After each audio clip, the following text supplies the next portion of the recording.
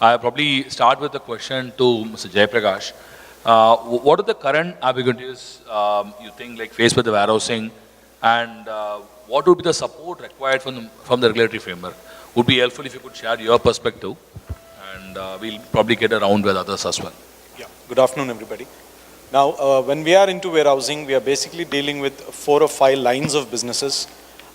One is the pledge finance business. The others is futures deliveries. The third is the upcoming spot market transactions that are going to be enabled at warehouses. And the fourth is the government procurement and distribution business.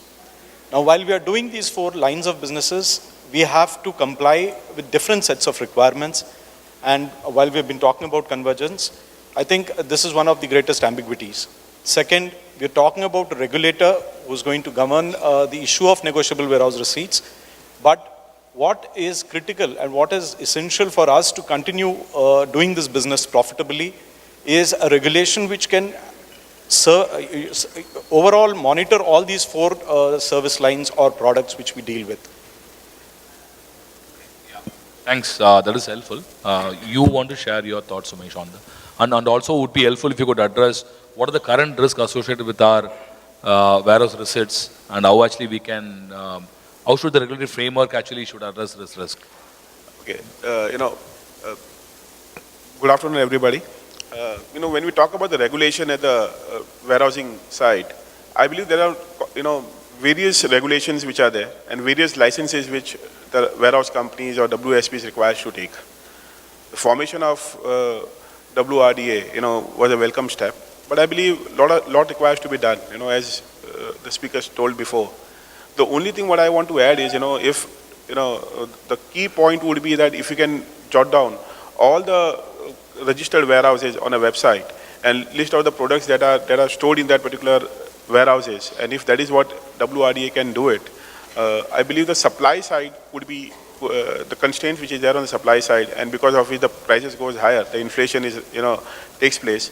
And if we get to know the, what are the quantities stored in the warehouses in all across India is mentioned, I believe that will help us to curb the prices. So that is one more thing that, besides the Negotiable Instrument Act, which can provide a lot of financing facility to the farmers and increase their, appetite to not to sell the produce when the produce comes in the market space. This is one more step will help us, to strengthen the ecosystem. That's what my perspective on this thing is. Yeah, thanks, Sumesh. Talking about risks associated with warehousing, I think while we are talking about a regulatory framework in place, we're talking about a regulator who is going to monitor thousands of warehouses spread across the country. The risk inherent to warehouse receipts have been so far in the long withstanding market practice has been proven that the collateral management companies have been doing a good job. As collateral managers of the exchange or collateral managers of the banks, they have managed it in the last 1 decade pretty well. It is very, very essential that the new regulatory framework with the electronic registry in place should create a role for these collateral managers, which should be regulated so that there is a market structure which can evolve in its own self, and then these collateral managers can ensure the reach to and also manage the risk associated with all the warehouses. If we can look at the average warehousing capacity being created by NABARD in the last 1 decade is 1,200 metric tons. So we're talking about small warehouses spread across the geographies which need to be mitigated. The risks associated need to be mitigated. The market structure need to be framed in a similar manner like the capital markets, where there's a role for collateral managers which has to be clearly evolved. So you touched upon market structure, right? So what should be the market structure under the regulator? Yeah, what the regulator has recently proposed is setting up an electronic registry. Right. Now, the challenge with registry is, are individual warehouses going to get connected to a single registry? Can the registry underwrite the risks associated with the receipts issued by all these multiple warehousing entities or warehouse men across the country? I don't think it's possible. So the registry structure, there is a role clearly emerging for a registry participant. Now, registry participant's role is to ensure that whatever receipt is being issued is underwritten. And he stands by it. So that is nothing but more or less the principles of collateral management. So it is high time the regulators should realize that the collateral management activity in this country should now form the registry participant of a registry, and then it should be regulated accordingly.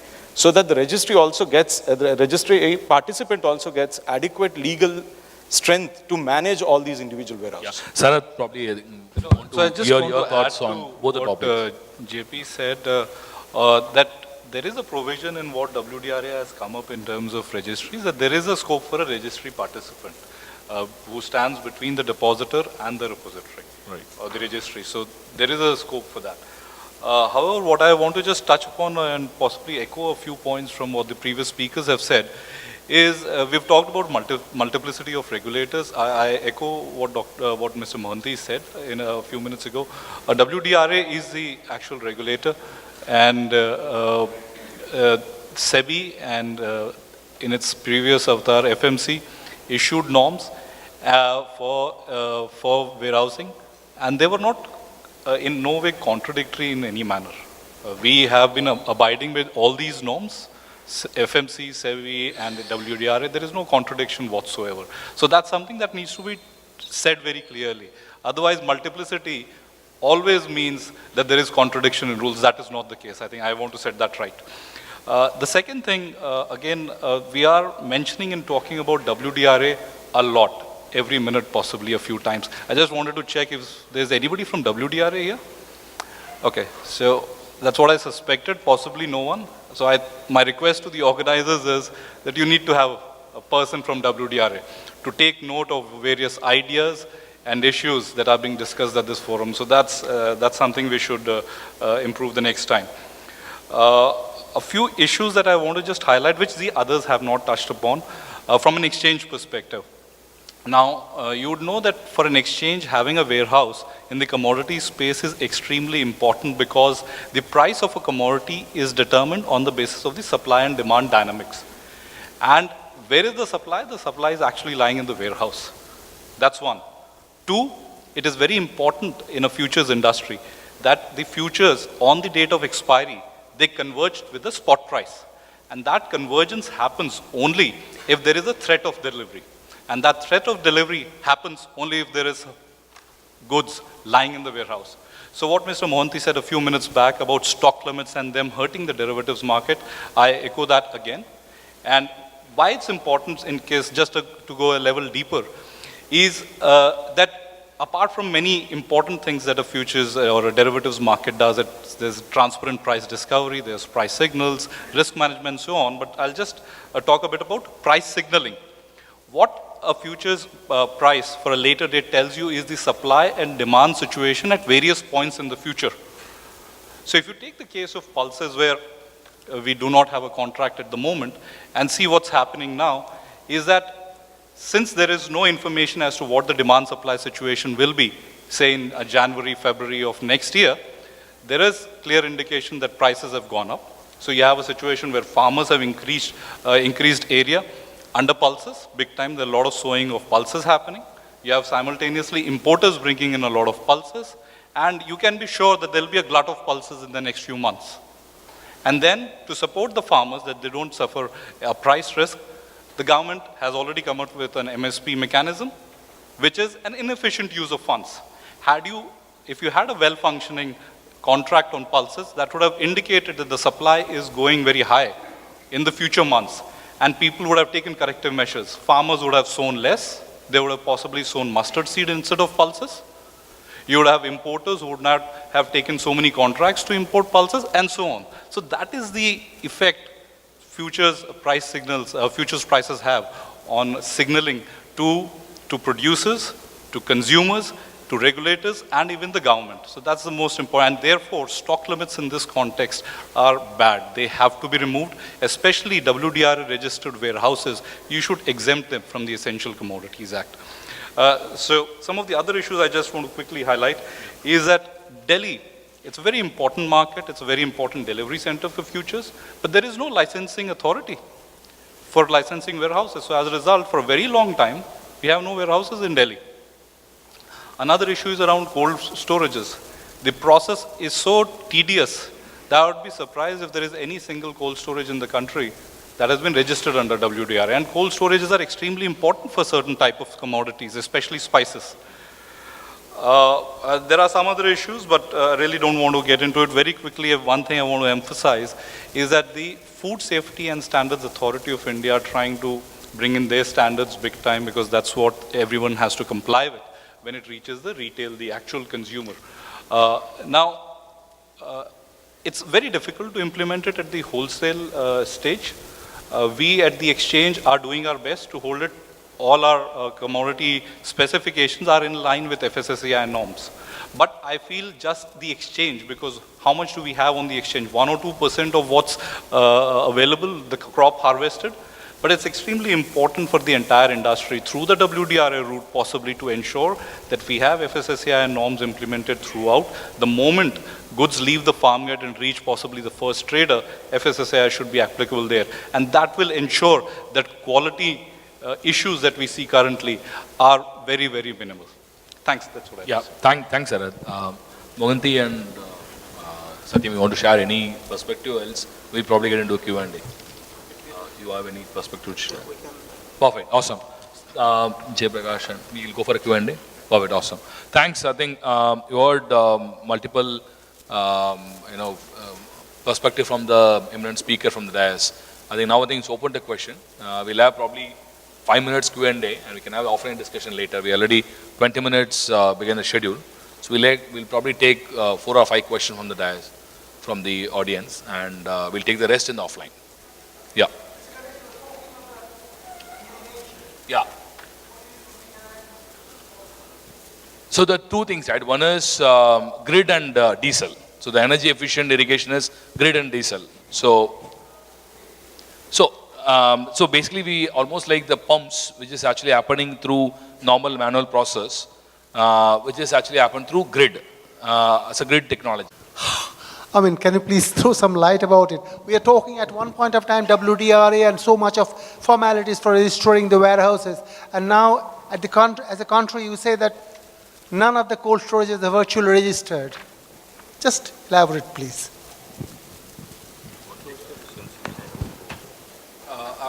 I would think that the private warehouse service providers might be in a better situation to answer that question. Yeah. When we talk about WRDA regulation, they have a process to get the cold storage registered with WRDA. But, the process which we are talking about, is taking so much time. And when we talk to the agencies to get the registered, the cold storage warehouses, they don't have a proper guidelines, or they themselves are not clear as to what this definition talks about. And that's why it's taking time for the cold storages to get registered with WRDA. So as of now, there is no cold storage warehouse which is registered with WRDA. Is there any norms or measures adopted to register most of those so-called cold storages non-registered? Yeah, there are norms, but again, the agencies are not clear up to that, that what is the process to be exactly followed for that. So it's taking time for the cold storages to get registered with WRDA. Obviously, as a layman, the question comes, to what extent this non-registered cold storages are reliable to the farmers and the consumers? Again, the WRDA, when we talk about, was formed essentially to issue, if you're registered with WRDA, you can issue a non-negotiable instrument, okay? So that is what, it restricts as of now, that you can't issue a negotiable instrument, or that warehouse receipt would not be considered as a negotiable instrument. Otherwise, when we talk about, we ourselves have been managing more than 40 cold storage warehouses across India. Okay, and we have been funding also, getting the same, managing and getting the funding also from the banks. So through our warehouse receipts, we have been able to convince the bank that, the stocks which are kept in the cold storage warehouses are up to the mark, and give that quality and quantity guarantee to the banks, and ensure that, the funding and entire thing is available to them. So that's how we have been managing. Yeah, in the morning, one of the speakers were telling that most of these cold storages and warehouses are influenced by political personnel. Yeah. I mean, excuse me, perhaps that is true. Could you please throw some light on that, will you? Yeah, can you come again? Sorry, I couldn't. Question to anyone? Nothing serious. Only thing this morning, some gentleman, one of the speakers were telling that most of the warehouses and the cold storages are constructed or financed through politically influenced personnel. And if they are so-called non-registered, what is your reaction to that? That's all. When we talk about registration, see, all these cold storages, what we talk about, okay, are registered with the state governments, or different kind of licenses have to be, are required to run the cold storages. So that mandatory requirements are there already in place. The only thing what we are talking about is not registered with WRDA.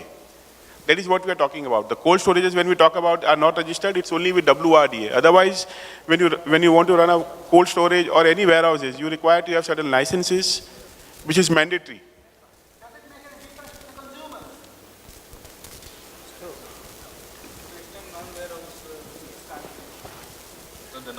Hello. Non-negotiable instruments can't be issued. To that extent, it makes a difference. That's all. No, no, I think your apprehensions, But the basic mandatory requirements are in place, so. I think your apprehensions were that the promoters, they belong to political people or some influential segment of society, and they are owning warehouses and they are still not registered. What kind of credibility they will have for the common people? Is it right? See, what Somesh was trying to tell you is, irrespective of whoever the owner is, whoever is the promoter is, the WDRA will have to go through its own process of inspection and ensuring that the concerned warehouse complies with all its terms and regulations before they give accreditation or registration. So without that, they are not going to do just because the warehouse is part of some promoter group which is politically linked or very influential. So definitely WDRA, through its own regulations, they have to register them by putting it through the filter, taste of all the regulations and objective criteria which they will be laying down for giving registration. But Sumesh was also clearly saying about the basic mandatory requirements are actually in place, right? So beyond that, it's a game. And I just wanted to add that, the reason I brought it up is that the exchange is supposed to run only WDRA registered warehouses, which then precludes cold storages. That's the context in which it was highlighted. And some of our commodities need cold storages. And in the absence of that registration, it's a bit of a problem then.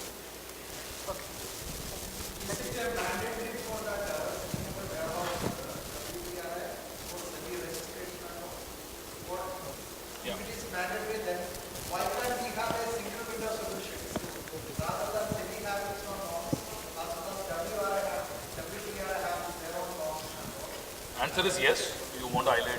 No, as Sarath just now clarified, the SEBI norms, they are not mutually exclusive, or they are not in contravention of whatever WDR is prescribing. SEBI norms, SEBI's first benchmark criteria is that the warehouse for participating in the commodity derivative market should be necessarily registered by WDRA.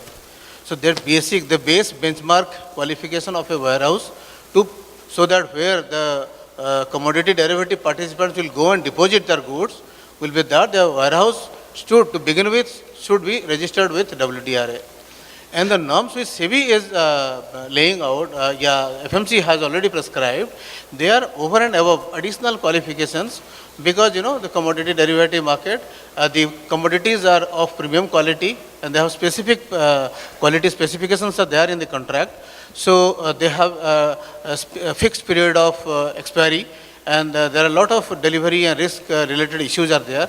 So to address them, SEBI or for that matter, SEBI or for that matter FMC, erstwhile regulator, they had to and SEBI will have to issue a set of guidelines which suits to the market.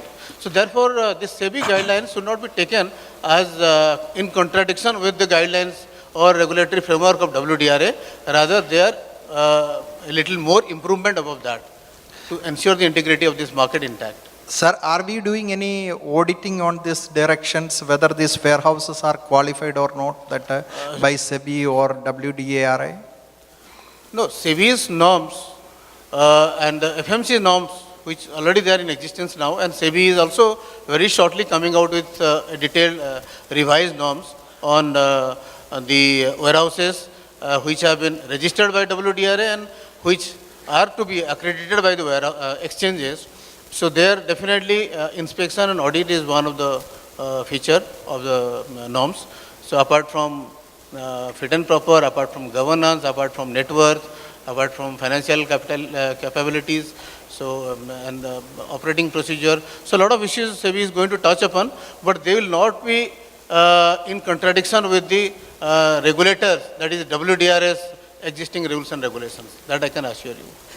Mr. Monti, I think the okay, larger thank you. issue that he was trying to echo and what I was also talking about is not about being in contradiction, but being at variance. And therefore, even having higher pedestal, why can't we have, say, SEBI saying, WDRA, please register class A signatures, like we have class A, class B, class C, class 1, class 2A, 2B signatures. Class A category registrations shall have this much, and then only they will be permitted to go to exchanges. Why every exchange has to have separate registration process as per the latest guide, which is in the process? Why do you need that kind of a thing? Why can't we have at one place, define those higher requirements, agree they are required, and that's something that I think everyone would agree. Having said that, why not put it at one place and say, okay, while you are going through registration process, define yourself class A, class B, class C. Class A shall be eligible for everything, class B shall not be eligible for negotiable warehouse, class C will not be eligible for any of these receipts. No, in that context, again, I'll just repeat once again for everybody's benefit. The norms which SEBI is prescribing, these norms are not meant for as pre-qualification for WDRA registration or for that matter any registration. These norms are prescribed for the exchanges, commodity exchanges, because commodity exchanges in the scheme of things today in security law, in SEC regulations, they have this statutory responsibility to guarantee good delivery and including honoring the contract, cash settlement also. So if the exchanges have to guarantee good delivery, exchanges are having their own liberty to tell their accredited warehouses that you are going to follow these norms, and exchanges are in any case doing it. What SEBI is trying to do it to facilitate good delivery and ensure that there is a good delivery mechanism in the country in the commodity derivative segment. We are giving these guideline norms. You please follow them, make these norms part of your bylaws and business rules, and ensure that the warehouses whom you are giving recognition or accreditation, they should follow them.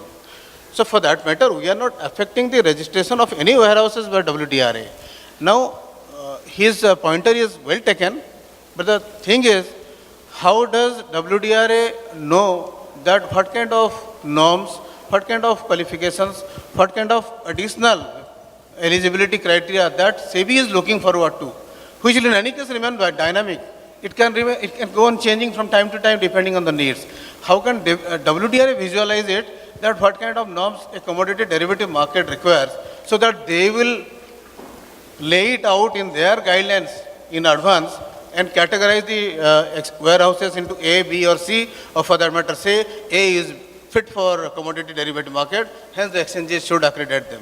They can't do that. It is not their cup of tea. Their domain is not that. Their domain is to ensure that the warehouses comply with their standards so that the commodities which are stored therein, they are eligible for being issued negotiable warehouse receipts and other activities whatever they are doing. My job as a regulator of commodity derivative is to ensure that the exchange performs its responsibility of guaranteeing good delivery. That means the delivery happens of the same quantity, same quality as per the specifications laid out in the derivative contract. To ensure that whatever good norms I feel like, I will prescribe in addition and over and above the norms which WDR has prescribed. Sir, these norms are available in your website and all that? Sorry? These norms are available? The existing norms which FMC has already prescribed in 2014, they are available. Okay. And the revised norms which SEBI is going to issue shortly, that will definitely be in public domain very shortly. Okay, Yeah. thanks. I think we'll. Since Mr. Mohanty is there, I just want to take a liberty of asking, now, futures trading in warehousing, currently, we're talking about 12 lakh tons of capacity being there, 16 lakh tons of capacity is there, only 12 lakh tons is utilized. So for the benefit of consumers, are we planning to start, in case if we want to start futures trading in warehousing space, will it come under SEBI's jurisdiction or, or something, Futures trading in? Warehousing. The space, warehousing space. I think, Somesh, what you mean is warehouse-based sale. Yes. Not futures. No, the future sale of warehousing space. If I want to, As a product. Product as a product. Not as a See, earlier under Forward Markets Regulation Act, there were excessive restrictions in the Act itself Other than forward trading, nothing was happening. Now this futures trading, now it comes under the definition of commodity derivative in under Securities Regulation Act, Contract Regulation Act. And commodity derivative itself is a part of definition of securities. So the definition is wider enough to include any kind of product now, starting from options to indices to whatever Somesh is referring to. So developing a new product and launching is definitely, it can be an endless process. Now SEBI is definitely, after settling down with the regulation part of commodity derivative market, which it has taken over recently from FMC last year itself. Now on developmental path also SEBI is trying to explore the possibilities of widening and deepening this market. We are trying to explore how banks, mutual funds or any other institutions, FPIs, alternative investment funds, etc. can come and participate. We are also trying to see what kind of new products we can launch. So this will be always an ongoing process. We have also set up an advisory committee to assist us and advise us. So, I mean, if you are so optimistic, why not after a few years or whatever? It is possible theoretically and legally. My question. That was a good one. So thanks a lot. Excuse me. Yeah. I will have a last question. Yeah. Mr. Sarath, you've been very crisp and clear. Thank you for that.